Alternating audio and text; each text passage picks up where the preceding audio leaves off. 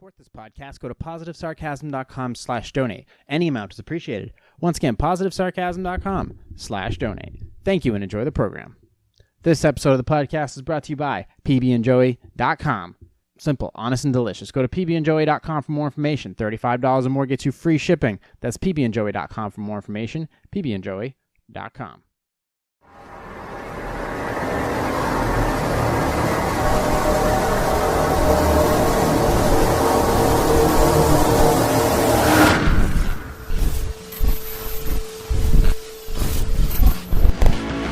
You want me on that wall.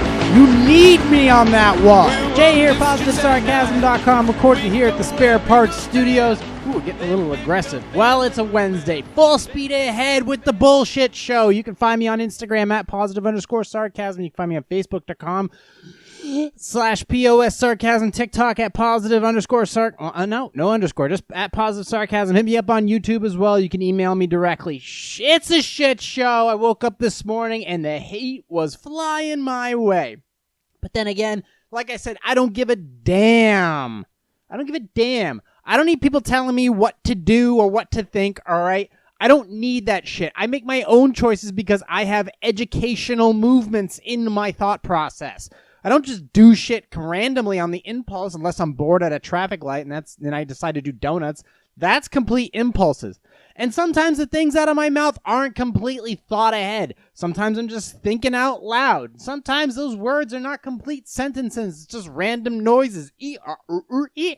Sounds like a fucking Jeopardy board. And the categories are Fuckface McGee.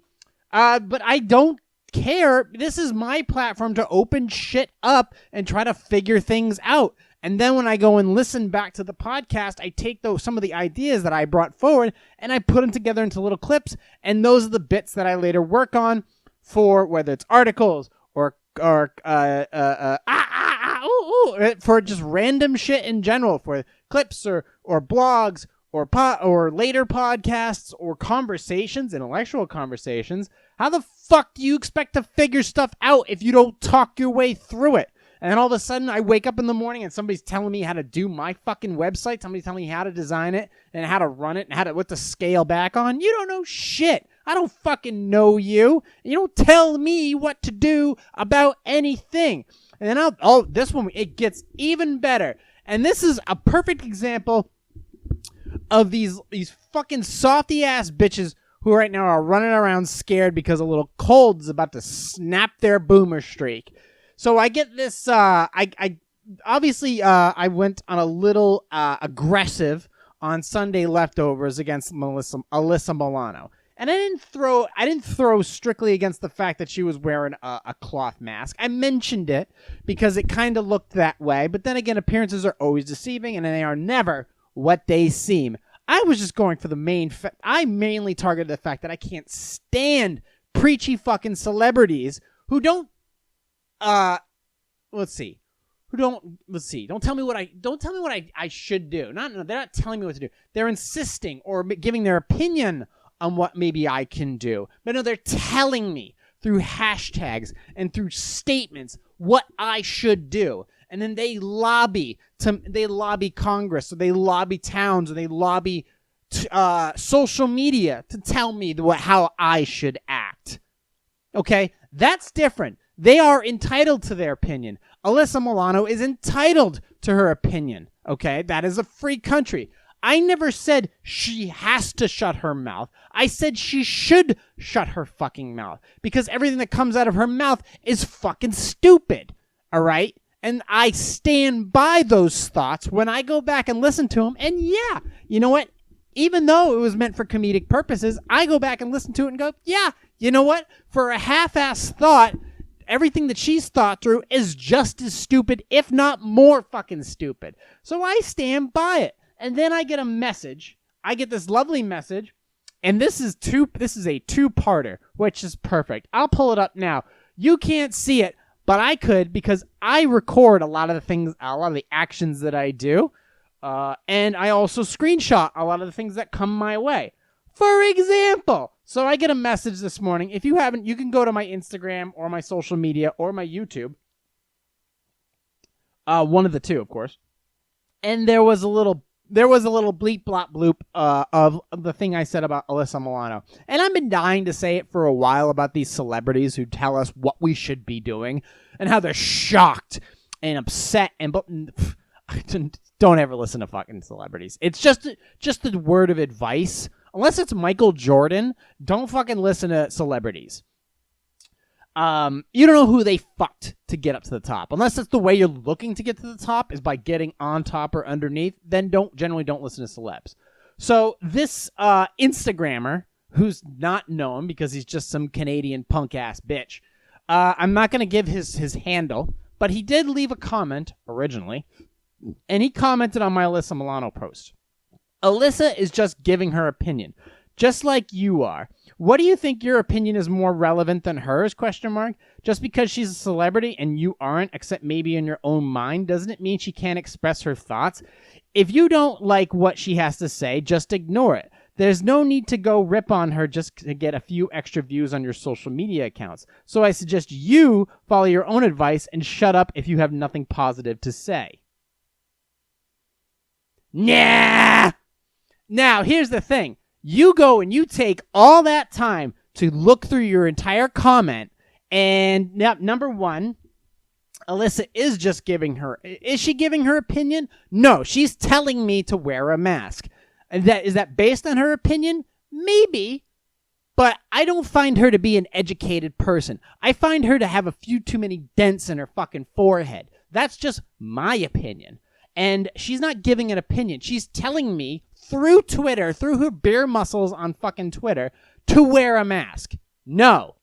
And just like you are, I am giving my opinion, and I do a lot of research. I spend every fucking morning, afternoon, and night researching, all right? And then I make an educated decision. Unless, like I said, unless I'm at a traffic light and bored, I'm making a lot of educated decisions. That's why I've been doing so well over the past couple of years. Let's see. What else is in this? Let's break it down even more. Just because a celebrity and you aren't. I am not a celebrity. I am sort of a becoming public figure.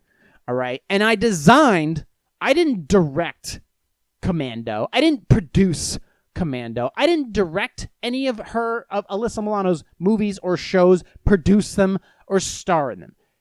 Neither did she. She starred in them. She didn't fund them. She didn't produce them. She didn't direct them. All right? She's not a mega celebrity. Okay? Is she the massive breadwinner in her family? I don't know, and I don't care. I'm not a celebrity, no. And even if I was a celebrity, I'd still rip the shit out of her. Okay? Because I think her opinion is, if it was her opinion, I think it's stupid. And she's telling me what to do, which she can't. She's in no position to. And let's continue this further, except maybe in my own mind. No, stupid ass fuck. I don't think in my own mind that I'm a celebrity. I am a startup YouTuber, startup video editor, which I'm actually becoming very good at, and people are willing to pay me because I was willing to go out there and try shit and fuck up every now and then, and that's why I'm in the position that I'm in, because I was willing to fund this thing and build it from the ground up, whereas she didn't.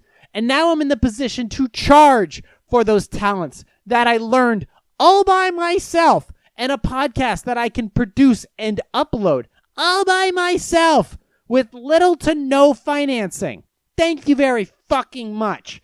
And I don't think I'm a celebrity, okay? Celebrities don't do that. Unless you were in a position of high power because you make $50 million a movie, you can produce your own shit. But for the most part, no, I'm not a celebrity. And that doesn't matter if I was a celebrity. I'm not here to be a celebrity. I'm here to make money and produce content that fulfills my soul. That's why I'm here. And let's continue further with your comment. If you don't like what she has to say, just ignore it. No, because what she has to say is she's trying to move the market. She's trying to nudge figures that can and will eventually tell me what to do. She's lobbying to have people tell me what to do. That's the difference. So I don't like what she has to say because what she's trying to say is she's trying to lobby. So I can't ignore stupid. You don't ignore stupid. Should I ignore Comcast that does stupid shit? It eventually does affect me, the stupid shit that she says. And let's continue further down this path. So no, I'm not going to ignore what she said, because when somebody, if you're standing next to somebody and they say something that's so fucking stupid that it hurts your soul, you obviously have to, at least in a polite sense, bring it up at the very minimum. But if what they say is so fucking retarded that you have to pull the hair out of your fucking skull, then you have to bring it up, because you'd be less of a person if you didn't. And let's continue further down your dumbass comment. There's no need to rip on her just to get a few extra views on your social media account. Well, you know what? I've been sitting on it for the quietest time, and yet I've said nothing about it. And finally, I blew my top, because she needs to go on fucking Twitter and with her stupid icon of her in a pantsuit and a blowhorn, she has to go and get a... Yeah, did it get a few extra views on my account? Yeah, it did. It wouldn't have mattered either way.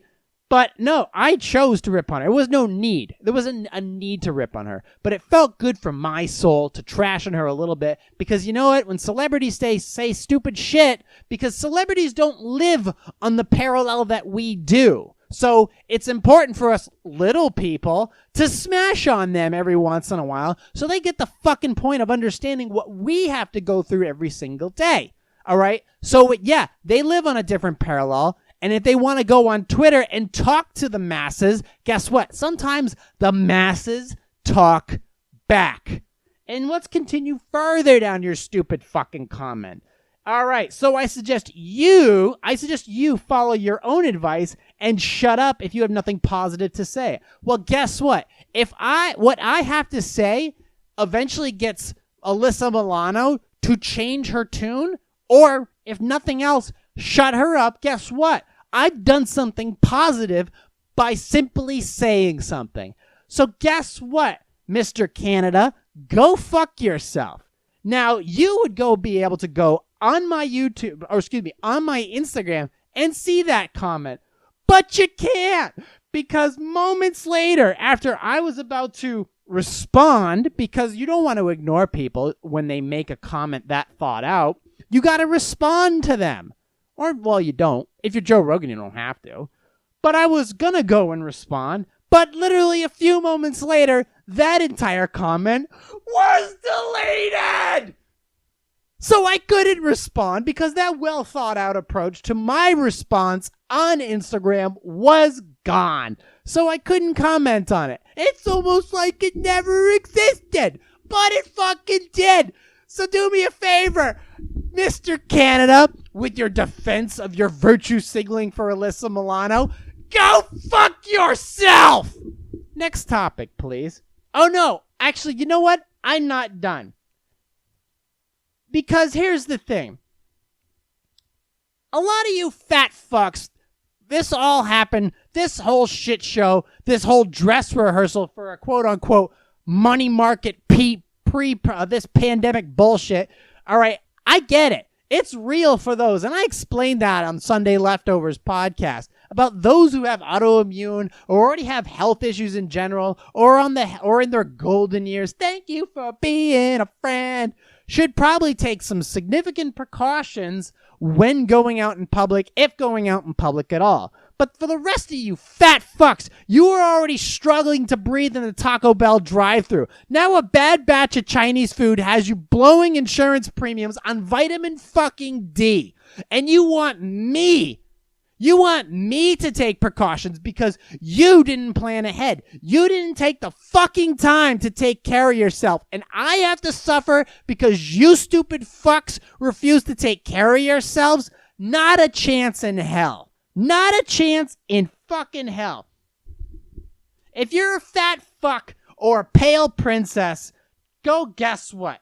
My fucking Jewish gems like me can breathe in, stay home, because all you Jewish gems like me can go out and breathe all the unrestricted fresh air while you stay home. Because I don't want to breathe in your fucking phlegmy French fry breath. I want none of it. I've worked so hard past midnight, and gone up. I get up super fucking early. Most of you numbskulls, before you roll out of bed to go and get your $16 fucking Starbucks Frappuccino latte fucktard salad, so that I can go out in the world and feel like I've earned it and earned my keep because I bust my ass like my close friends all the time. I get to go out and enjoy my time. And yet, generally, when I go out and try to enjoy my time, I'm thinking about working. I'm thinking about researching. I'm thinking about shooting video to produce more content. So you fat fucks and pale princesses have something to complain about later, because your energy is usually expelled in scrolling through Twitter and scrolling through Instagram and scrolling through Facebook, because you don't have the energy to get off the couch and find the fucking burrito that you dropped on the floor. Postmates this. Jesus Christ. And I'm still not done, because this fuck who took this whole time, and you fucks out there who think that the world is ending, and you know what? You assholes are making me a lot of money right now. Just thought I'd let you know. Don't tell me how to run my website. Don't tell me how to respond to comments. Don't tell me what to post on social media. Don't. It's not your fucking website. It's not your social media. I'm in your world too. Okay? I said she should shut her mouth. Never said she had to. People stating that I have to wear a mask when they don't know dick from fuck. What kind of asshole would I look like wearing a mask in a convertible? More importantly, what kind of asshole would you look like wearing a mask in a fucking Subaru with the windows up? You idiots. You're doing 65 miles per hour on the highway with the windows up and you're wearing a mask. What's going to penetrate your air conditioning?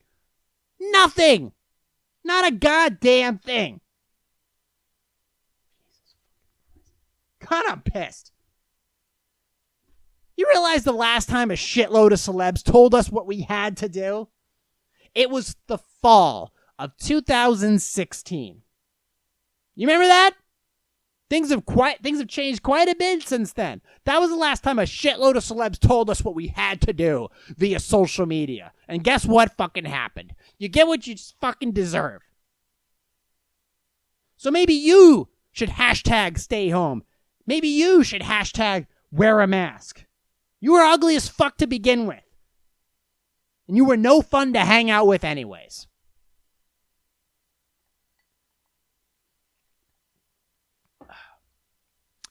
Anyways. Now that comment has been deleted, I'm sure there'll be others. Considering I'm going to go public pretty hard with these clippy clips that I'm going to post. Hopefully starting immediately tonight, if not tomorrow. Don't tell me what to do. I have advisors. I have friends. I have family. But I can tell you one thing. I have hard work. I have discipline. And I go through a lot of pain and suffering to make sure that I stay healthy and I don't impede on other people's rights. I have compassion for those who deserve it. And I have helping hands for those who need it. But I got no time for you douchebags and you lazy pricks. None. Because you won't take the proper advice that I'm willing to give. The health advice that I have in quantities. The financial advice that I've been building up over a short period of time. I have a ton of information if you're willing to access it and utilize it. But if not, I don't care. I'm not here for you. You specifically. I'm here for you. You who are listening, are subscribing, are joining in. You guys can make the difference. You guys are the difference makers. I don't care who you vote for in November. That's none of my business. This podcast is not here for politics. This podcast is not here for sports. This podcast is not here for religion. This podcast is here for several different reasons. And if you've been listening over this past, 150-something episodes, well, not 150, because I literally just resurrected this thing about a year and a half ago. But still, be as it may, this whole environment, this whole thing that I've been working so hard on, it's been compromised, have you? It's by the fact that there's so much misinformation and agenda-based information. It's hurting my sanity. It's ruining my creativity. The only thing I can do is disconnect, little by little, from the things that I know for sure are compromised. If it's compromised, it can't be a part of my life. So I have to break away from that. I have to know that any information I'm taking in has value. But if it's just here to scare me or make me run to the store to stock up on groceries, it's not any good. It's not good for the people around me. It's not any good for my company. That has a lot of value attached to it. That helps other people do what needs to get done. Because there's a lot of businesses that are coming back online and they need my help. There are a lot of nonprofits out there that can use my help, are using my help. They need me to be of sound mind and body when I step on location to perform for them. And I don't need you idiots here who have no fucking Twitter followers, no Instagram followers, no Facebook friends, like me, telling me what to do. Because I don't post pictures of me. I don't deal with my life is public, but private in the very same way. It's private because I don't bother to share it. But my opinions and thoughts are public because it's part of the platform that I create.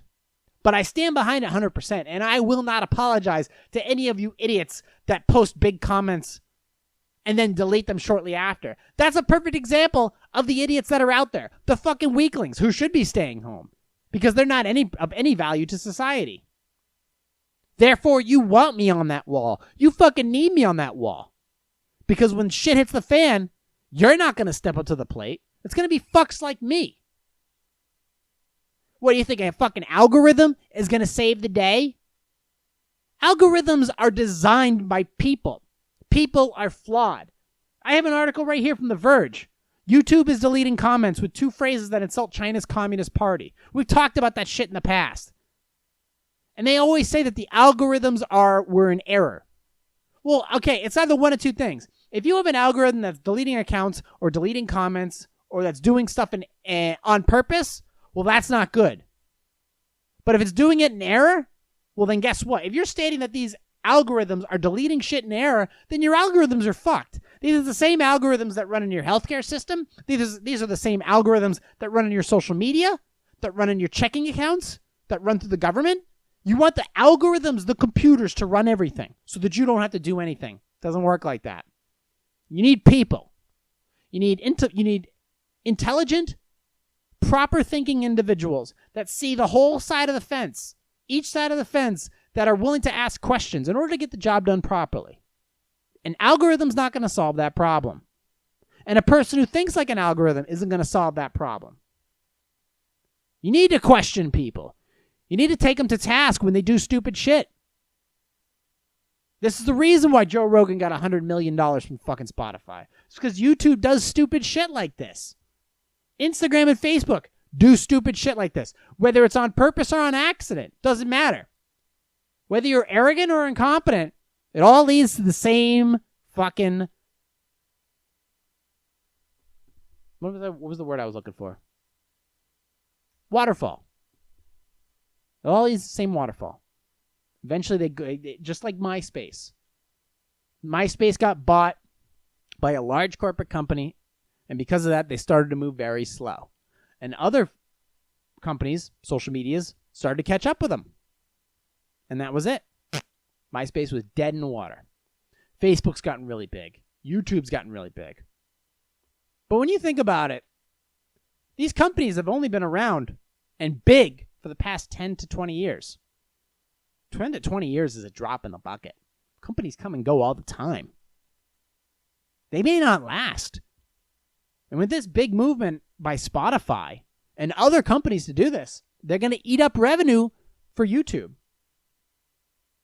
And just like everything else, kingdoms come and kingdoms fall. So don't tell me what to fucking do. Because I see it. I see patterns. Okay? I watch for patterns. I look very carefully at this stuff. And I only do stuff that benefits me. And I've been a target of this stuff. I know that that my information is suppressed in some way, shape, or form. Okay, fine. If I have to work uphill, fine, I work uphill. Because I know these companies, I don't own them. I own this one. I have control of this one. And that's the one I should be focused on. And as long as I'm making money, making my life so much easier, I've got nothing to apologize for. So just take that into consideration. I'm not deleting your comments. Well, am I deleting your comments? The only time I remember the last time I deleted comments, I think it was from my mom. But that was about it. Here, you want me to help you out? Here, I'll help you out.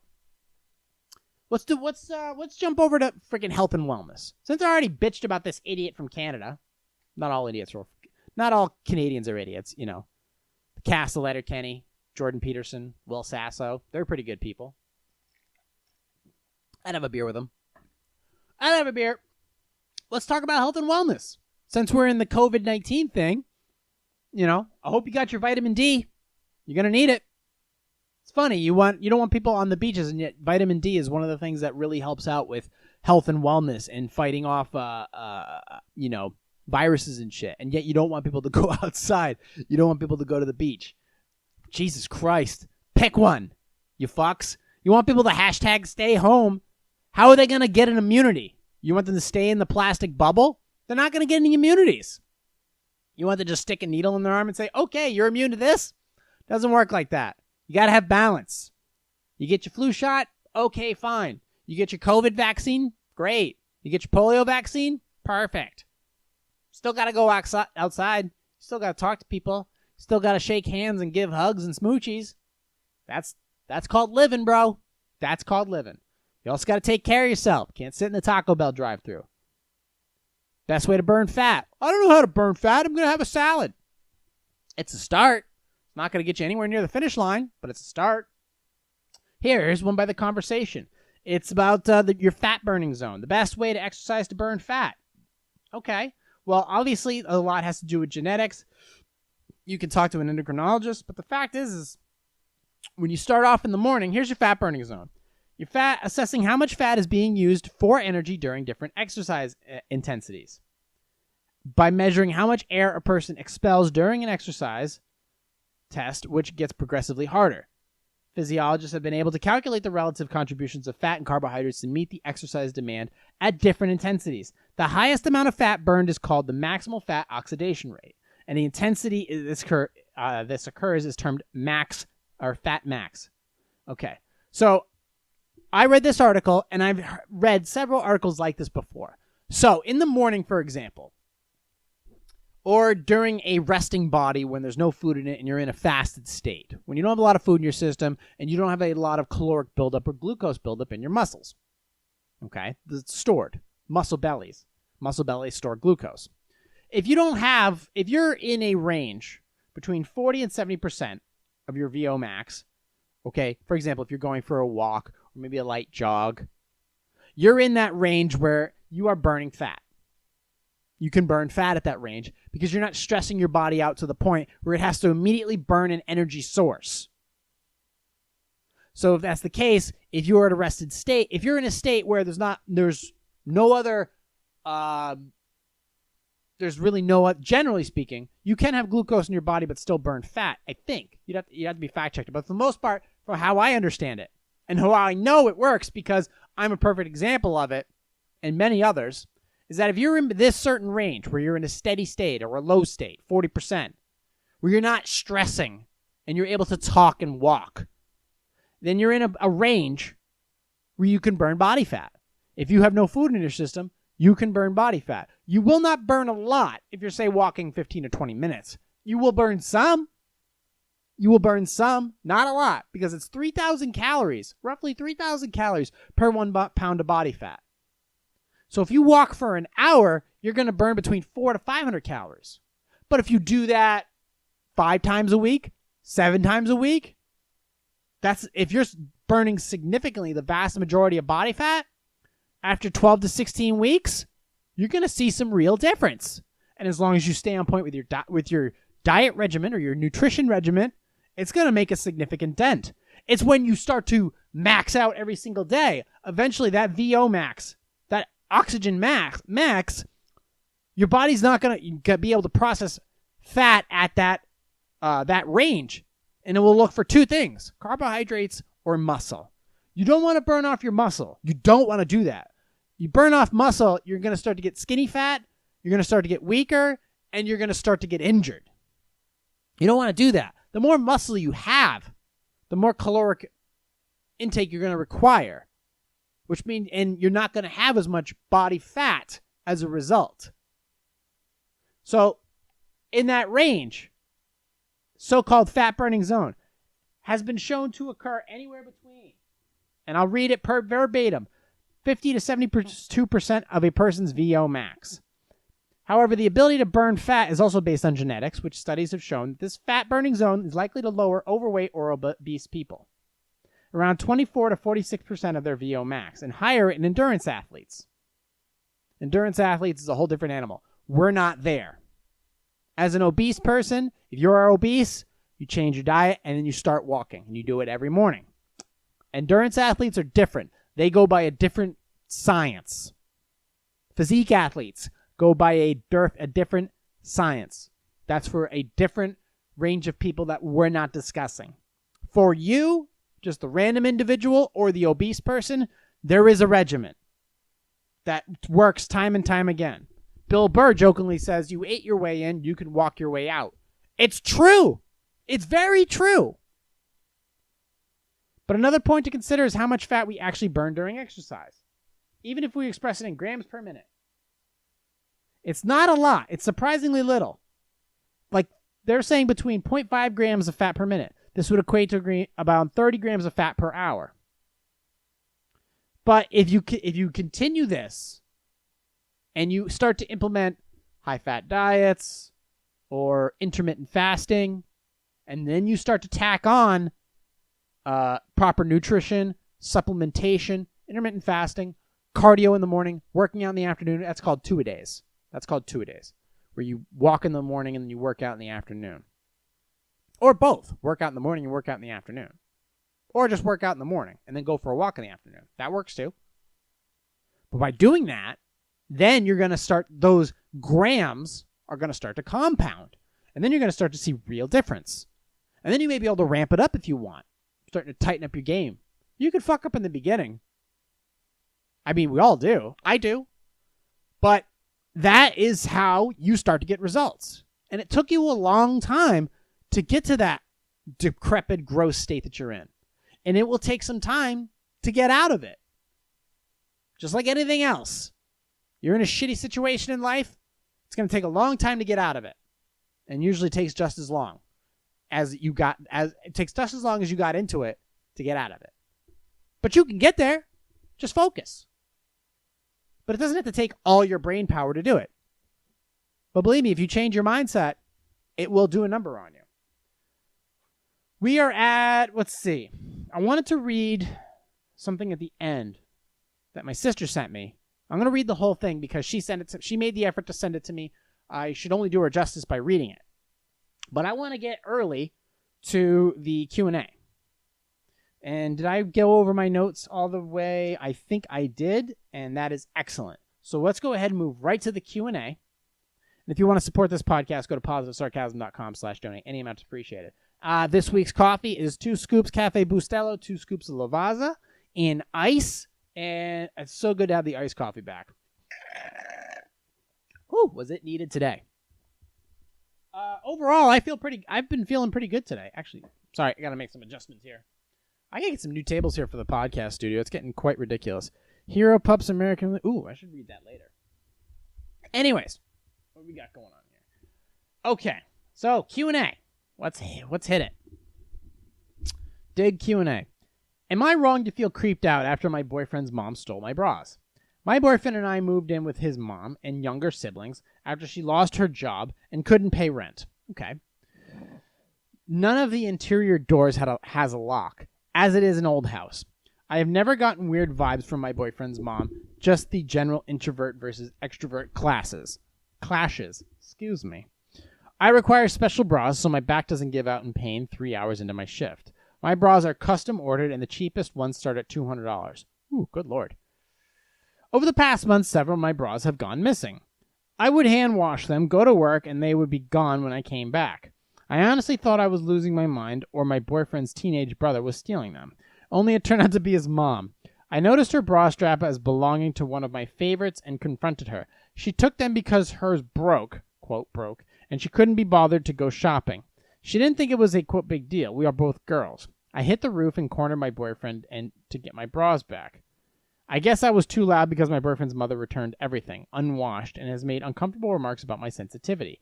My boyfriend doesn't quite get it, and I feel like hitting my head against the wall. I really want to put a lock on our door now, and my boyfriend says I am being irrational. I feel like I have to put a clear sign around my boundaries because... a clear sign about my boundaries because his mom went into our bathroom and stole my bras. I know it isn't sexual, but I'm freaked out. Am I wrong? No, the behavior, even if it isn't creepy, it's a huge crossing the line in terms of privacy. I get it. Right now, people's boundaries are being tested while staying at home, or maybe they lost their job and they have to move in with other people. But yeah, people's patience are being tested big time. But I get your frustration with this, and I completely agree that it has to be brought up. And if they cost over $200, anything that cost over $200, you don't want somebody just grabbing it without your permission and using it. Like I have my fucking drone. That drone costs $600. Do I want somebody grabbing it and going flying it everywhere? Absolutely not. What if something happens? What if it crashes into something? What if it hits somebody? What if it hits a fucking plane? Now what? So yeah, I absolutely agree that what his mother did was downright shitty. And, she should woman up in a man and apologize for it and try to make things as comfortable for you as possible. And are you doing her a favor? I think you are. Let's see. She lost her job and couldn't pay rent. So you both moved in to probably help him out.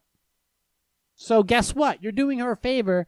She should probably make some arrangements for you to have an easier time there. Since she can't pay rent, you guys are keeping her up. And if it doesn't change, then you fucking move out and get her own place, and to hell with her and her bra stealing mentality. I do wish you all the luck. All right, here's the next one. Am I a jerk for permanently deleting my girlfriend's Instagram account without her knowledge? My girlfriend and I have been dating for 5 years now. I don't have any social media. No Facebook, Instagram, Twitter, Snap. I'm a private guy, and I like keeping my personal life to myself. My girlfriend, on the other hand, is obsessed with Instagram. She has over 800 photos posted on Instagram and is constantly scrolling through Instagram every waking moment she's not working or sleeping. She would rather spend time attention-seeking from her 5,000-plus followers than spend some quality time with me. What's her at? I confronted her a few times about this in the last few years, and she always tells me she'll cut down on her Instagram usage, but she never did. Last week, she was using my laptop because her laptop was at the store, and noticed she forgot to log out from her email. I did the forgot password thing and reset her password to log in. I Googled how to delete Instagram and followed the link and deleted the account. She woke up the next morning and started screaming and crying about how I permanently deleted her Instagram instead of deactivating it, and that I betrayed her trust, etc. Now she won't talk to me because she says she can't recover in Instagram, and her profile of 10 years is lost forever. I think she's being incredibly childish and throwing a tantrum over some random app. Am I the asshole? Both of you are fucked. She obviously has an addiction problem, and if she's not making money from this, from her 5,000 followers, first of all, yeah, she's definitely an attention seeker. So we'll start with that. Your opinions on her are valid. That she says she'll cut down, but doesn't. And is she making any money from this? What is her intention behind using the social media? And if she's constantly on it, then she's not paying attention to you, which is not a good thing. However, you going into her Instagram without her permission is not good. You deleting her Instagram instead of deactivating it was, well, first of all, going into it, period, poor decision. Deleting it, ultimately stupid. You betraying her trust, unforgivable. You two should just not be together at all, okay? You obviously, I get that you like your privacy, okay? And you don't want your information all over the internet. I get it. Very valid statement, Okay? It is very valid. You want your information and your pictures and stuff private because, yeah, I get it. It's out there and it's out there and it stays out there. However, what you did was bad. You betrayed somebody's trust. Betrayal is the ultimate sin. By doing that, you betrayed someone's trust, and that stuff circulates. That betrayal of trust will circulate far beyond some picture of you on the internet. You can believe that. So, what you should do, which you probably won't do, is apologize and take a break. I don't think she's going to change, and I don't think you will either. Therefore, you guys need to find other people that have more common ground and maybe consider dating them, because you two are obviously not going to work out. Let's continue on. Next Q&A. Should I continue dating a man who dreams of settling down with 2 women? I've been seeing this guy on and off for almost a year and a half, and we have this long-distance relationship going on. This is my very first relationship, but he's been with a few women in the past. Okay, whatever. While we can't see each other as often as we'd like, I intend to fix that this fall semester since I'll be transferring to a college that is closer to where he lives. I think I love him. But sometimes when we talk, he reminds me that I'm not going to be the only woman in his life. He tells me that he plans to come home one day to children and 2 women. He says he'd also like to start seeing someone else while still dating me. Although it kind of breaks my heart, I still want to be in that relationship with him. I said I'd be there for him no matter what happens because I love him so much. Wait, you just said in the beginning of the thing that you think you love him, but now you're saying I want to be with him because I love him so much. So you just contradicted yourself. Let's continue. Okay. I said I'd be there for him no matter what happens because I love him so much. Right. And I said that I'm fine with another woman, but really I don't think I am. If you have to ask the question, you already know the answer. There are many great things about him. He does his boyfriend duties. He's there for me when I'm sad, when I need to rant, when I just need to feel loved. We text each other a lot when we're both not too busy. I know he has work, and he works on recording music after work, which can make life pretty busy. So some days we don't talk to each other, which I totally understand.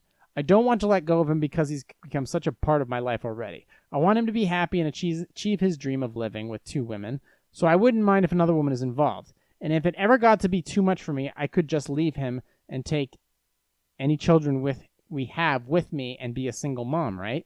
I don't know what I feel. I want to be with him, but I don't want to fight for his attention. And am I selfish in a way for wanting my man to myself, to not have to share him with another woman? Which I okay. First of all, your comment about just leaving him and taking your child with you and becoming a single mom, it's a poor statement. I wouldn't go down that route. You don't want to be a single mom. That's a tough job. And number 2, you're also compromising the future of your child, because it's scientifically proven that a child with 2 people in the household is far more likely to succeed in life than just being single parents. And also, it's a lot easier for two people to love each other and be together to just have more success in general. It's just easier that way. But you got to love the person. And even if you do think that you love this person, and then first of all, you contradicted yourself in the beginning because you think you love him, and then you said you don't want to leave him, and you want to be happy because you love him so much. But you have to ask the question that you don't know if you're ready to have another woman in their life. Guess what? If it's for him but it's not for you, then it's for him and it's not for you, and you need to leave. Long-distance relationships, they don't really work out that well, but you just need to state the obvious. I want somebody. It's okay to be selfish, but in a relationship, in a monogamous relationship, you want to just be with somebody to be with them. The idea is, they're allowed to have careers and lives and social lives. But if you're not in the position where you want to be with him and another woman, then you go along your way. And you figure life out when not having to deal with other women. Believe me, that is not a relationship that you, and I can say this for sure, you want to be a part of. So do yourself a favor. Get out of it, but first bring it up to him. You got to bring it up to him and say that this is not for you. And then see what he does. And if he says, no, I'm cool with the way I want to do things, then you have to figure out your exit strategy. And just don't go distant, but just break things off. And do things best for you. You'll find somebody, if you're working hard enough on yourself, physically, mentally, financially, you'll find somebody who appreciates you and just wants to be with you. That's how life works. That's how it is, specifically. All right? But I think, yeah, you have to have that conversation first. It's not going to go well, and it's going to be uncomfortable. Next one. Was it okay for my company to send employees N95 masks and then ask for a heartfelt thank you? My brain has kept gravitating to this email I received late last week from the head of HR at my company. About 2 weeks ago, our company sent out complimentary N95 masks to our homes, which was very nice of them. Our HR head emailed to notify us of fun virtual competitions to help heighten morale for a few minutes during the craziness. The first 2 contests seemed lighthearted and included being the first to send a picture with your mask on or taking creative pic with your mask. But the last one rubbed me the wrong way. She said the final prize will to someone who submits a photo using the mask while incorporating a heartfelt thank you to the executive team, since they mailed them to our home at no cost and didn't sell them. I am not overly fond of the idea of selling masks because I don't think you should capitalize on a crisis. Okay, you're entitled to that. I disagree that my company deserves a pat on the back for not selling them to us. They do deserve praise for thinking about our health, but sending an email, well, okay. They do deserve praise for thinking about our health. But sending an email asking for thanks that these masks weren't sold to us just seems tacky? ? It seems that they want the recognition and are forcing it upon us, which makes me very uncomfortable. You know what? You're right. Generally, I always side with the individual over the company.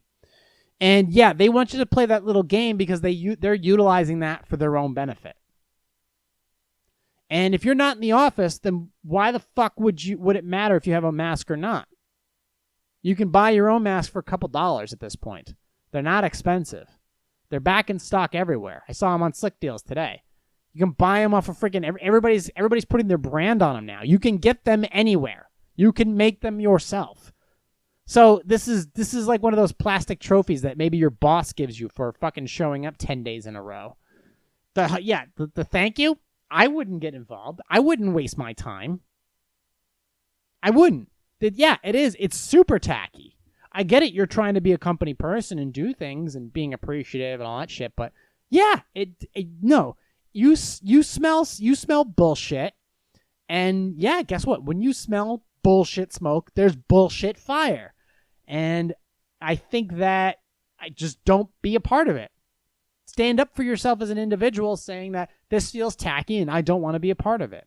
I'd still like to be a part of this company, but I don't want to get involved with this stupid corporate bullshit because the executives sent me something tacky. I should all of a sudden say thank you to them. What the fuck else? What did they do for me? Executives don't then generally do anything for their employees except what do you call them? Bonuses before the company files for bankruptcy. That's what executives do. They don't care about the ground floor employees. Nor should they. But the ground floor employees shouldn't care about the executives. It's a two-way street. So I agree with the writer, and that's pretty much it. Let's move on to the next one. Oh boy. How can I stop thinking about my mother-in-law during sex with my wife? Although I have been happily married to my wife for 3 years, from the beginning I have been sexually attracted to my mother-in-law. She's a fantastic woman in her 50s and looks almost like my wife, but more beautiful. Whew. We live in the same area and we see each other 2 or 3 times a week. I have sex with my wife almost every day and it is great, but for the past few months I can't help but think about my mother-in-law during sex. I feel guilty about it. All right, well, you know what? It is taboo. You feel guilty about it. It's perfectly fine. But this is one of those things where don't tell. If you still enjoy your time with your wife, okay, it's fine.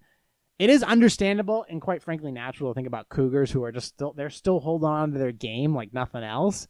And as long as your wife is still benefiting from the fact that you're getting rocks off on her mom, I'd leave it alone. I would leave it alone. And for this brief moment in time that you're having a mental fling with her mom, I guess just roll with it and just keep it to yourself. You're feeling guilty. And if that's about as far as you go with this, it's fine. People have random sexual thoughts during the hanky-panky about other people, celebrities, people that they wish they were banging right at that moment. But you kind of have to just go through the paces. We have urges every day. We forego them in order to keep things with the people that we do care about intact. But this is like, on a scale of one to bad, this is nothing. This is nothing. And she's going to eventually get old. She's eventually going to, as long as you don't turn dreams into reality, then you're fine. That's no big deal at that point. But no, you don't need help. This is something that you just need to process. And first of all, good for her. This is going to let her know that, I mean, yeah, you can even say it. Your mom's fucking hot. See how your wife reacts. I mean, it'd be pretty hilarious. You should definitely air that out and put it on Instagram. But still, no, it's not something to feel guilty about. At the very least, it's not something to feel guilty about. You could approach it and talk to yourself about it, but don't feel guilty about it. I understand what you're going through. I think. Do I? Maybe I shouldn't have said that. But I did. So whatever. Good coffee. All right, let's move on.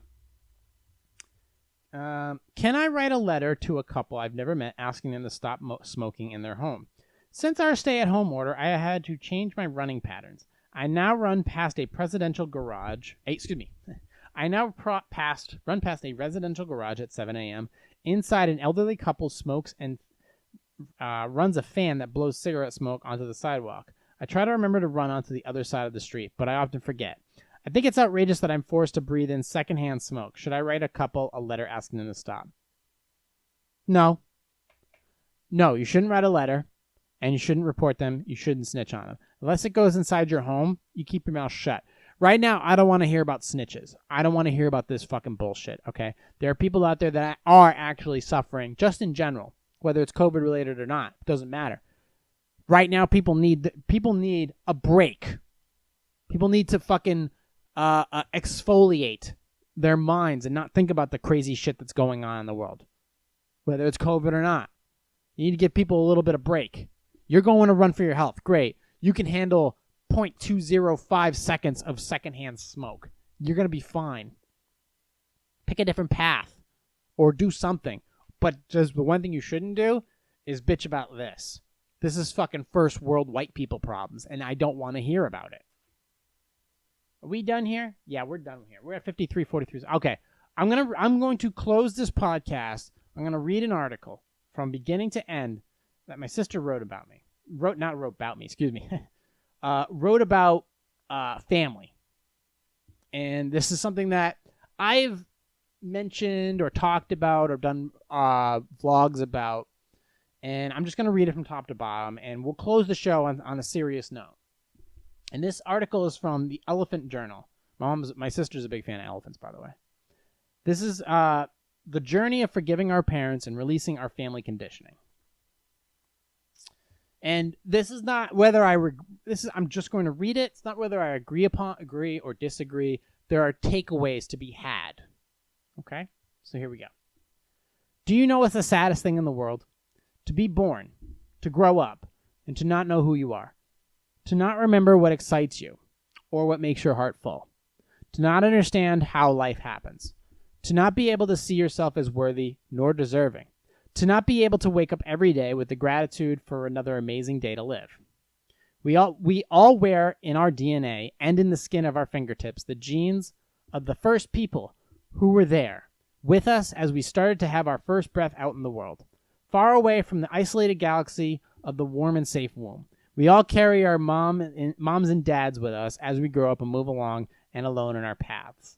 We carry the conditioning of our families and the society where we were growing up as kids, deeply rooted in our psyche. Sometimes it feels light, and we find pride. Sometimes it feels light or right, and we find pride in certain qualities that we got from our parents. And other times, or most of the time, what we got from them becomes suffocating, isolating, and limiting to who we think we are and what we think we can achieve in this life. We carry our parents in our way of eating, sometimes in the style of dressing up, in our beliefs about who we think we are, and our beliefs around sex, sexuality, and relationships. Just observe yourself. You will get little hints, and you will see traces of your mom and dad in your behavior, in your way of thinking, and acting in the world. Mom and dad will be, for the most of us, the most important people in our lives. Because it does not matter what they did. They truly tried their best, and all they knew at the time of raising us up. If they did wrong or good, they did not know better, period. It took me 3 decades of my life to forgive my parents, to truly feel compassion for them in my heart, because they were people who suffered pain and all kinds of struggles, and they taught me what they knew and what their parents taught them. They really tried to give us the best of life according to their level of awareness and perception. But the sad thing is that most of our parents don't know who we truly are. They put us in fixed boxes and expect us to act according to the compass found in that box. It does not happen. If that does not happen, they get dissatisfied or disappointed, and family drama starts. The thing is that we came from our parents, but none of us belongs to our parents. We are not their property. We don't belong, and we don't owe anything to anyone. Most parents fail to accept this truth. The earlier they accept this, the better. But when we face non-acceptance for whom we chose to be in the world, we can let our parents know that we are not them, and we will never be, though we love them. As an introspective person, I sometimes find myself acting, thinking, or behaving in ways my parents did, or in the ways they taught me.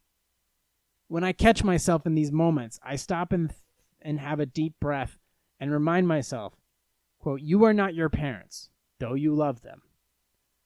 My parents taught me in the family life, the safe life, the poor life, and the simple life. And we had to struggle to have food or any material goods in our home.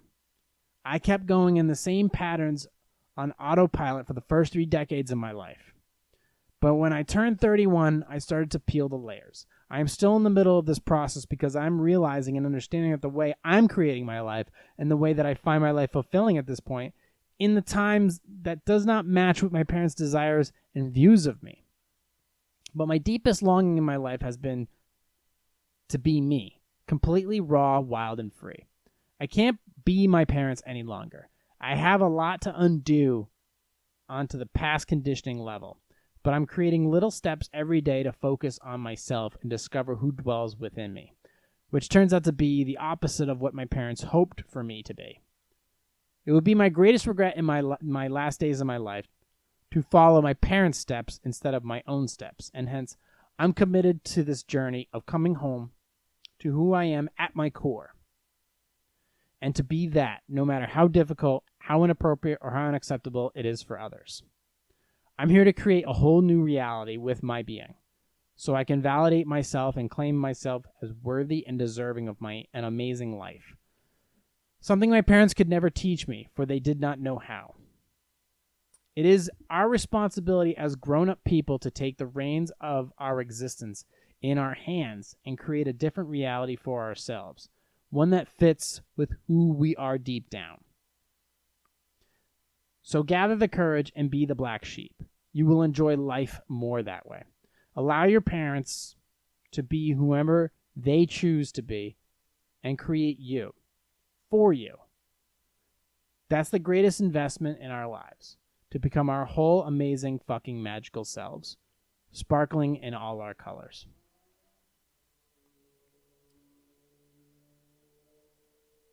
This article was written by Ilda Dashi. She's a free spirit poet, writer, dancer, among other things. Okay. So there's the end. There's that article. If you want to go check it out, you can go and check out elephantjournal.com, and you can look up Ilda Dashi. I'll actually give you her full name. ILDA Dashi. D as in David. ASHI. Go ahead and check it out. It's a good read. Until then, you can find me on Instagram at @positive_sarcasm. You can find me on Facebook.com/POS Sarcasm, or if you just want to be my friend, at Facebook.com/positive sarcasm. You can also find me on TikTok, at positive sarcasm. If you want to go ahead and support this podcast, go to positivesarcasm.com/donate. Any amount is appreciated. And hit me up on YouTube, Positive Sarcasm and Positive Sarcasm Podcast. If you have any questions, comments, or concerns, or if you want to be a guest on the podcast, or you just want to sip coffee on the casting couch, hit me up. Go to positivesarcasm.com, contact me there, or go to positivesarcasm@outlook.com. You can email me directly. Until then, hit me up on all social media, any way, shape, or form. I appreciate you all the new subscribers, anybody tuning in. Be yourself. Everyone else is taken. Thank you for listening, watching, subscribing. Recorded here at the Spare Parts Studios. I will talk to you all next week. This has been a Positive Sarcasm presentation.